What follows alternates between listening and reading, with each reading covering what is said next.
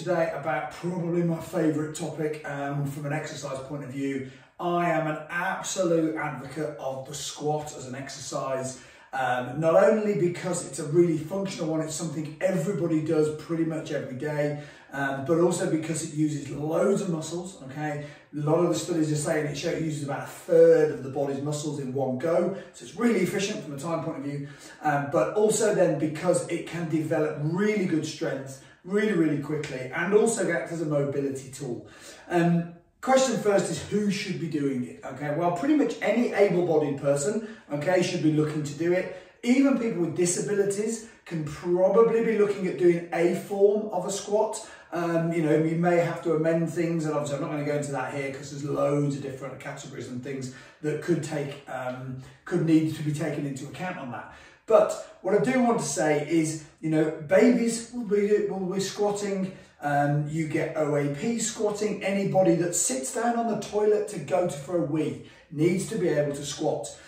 So it is a really functional movement. Yes, you don't have to do it in a strict movement that we tend to do in a gym environment. There's obviously, sometimes you might come out from a slight angle or put more weight on one leg than the other, etc. But the basic principle of the movement is solid. It is something that we should be doing and we should be really fighting to hold on to as long into life as possible.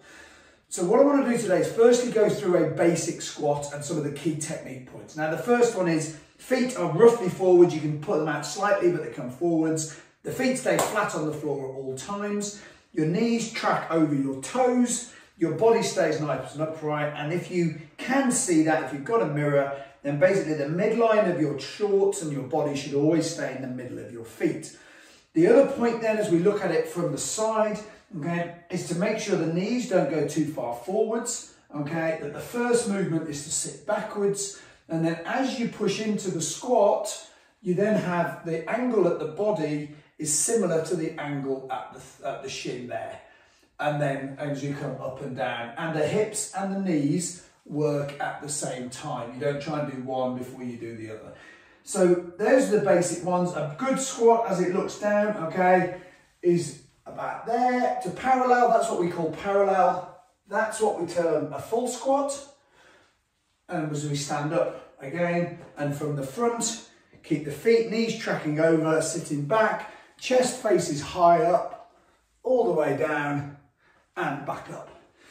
Now, I'm a really big fan of the full squat because to get into a full squat, you need to have full flexion of the ankle, of the knee and of the hip. So it's really good for keeping mobility of those joints. Interestingly, this position is also the only position where there is zero load on the lumbar spine. So it's very good for the lower back at the same time. Now, who should squat? Well, as I've said before, everybody that's able-bodied, but also a couple of signs that you might need to be squatting. Number one is if your bum's getting smaller, okay? Some people might think their bum's too big, but if you're losing muscle mass in your bottom, get yourself squatting. If you have a bad back, you need to squat. The Americans have a phrase where you need a healthy butt to have a healthy back, okay? And then also if you are starting to groan as you get up out of a chair, or if you are looking for the arms of a chair to lever yourself up, that's a sign your legs are getting weaker, your bum's getting weaker, you need to start to develop those muscles, and a squat is as good a way as any. Now, a couple of things that can go wrong with the squat. Number one, and the one we see really commonly, is people coming up onto their toes as they do that. You can see instantly your balance is going. Number two, knees will track in, maybe one, okay, maybe two, okay. Very rarely do the knees go too far out, but that can happen. The other one is that the back falls down and you get people squatting in that position, okay? And those are kind of the main common traits where people go wrong. You will see people in a gym using a bar, and that bar can be on the back of the body, that bar can be on the front of the body, that bar can be up above. There's loads and loads of different varieties. But fundamentally, a nice, strong, balanced squat done smoothly, done consecutively, okay, will really develop your leg strength, keep toning your muscles, aid you in every single thing you do on a day-to-day basis.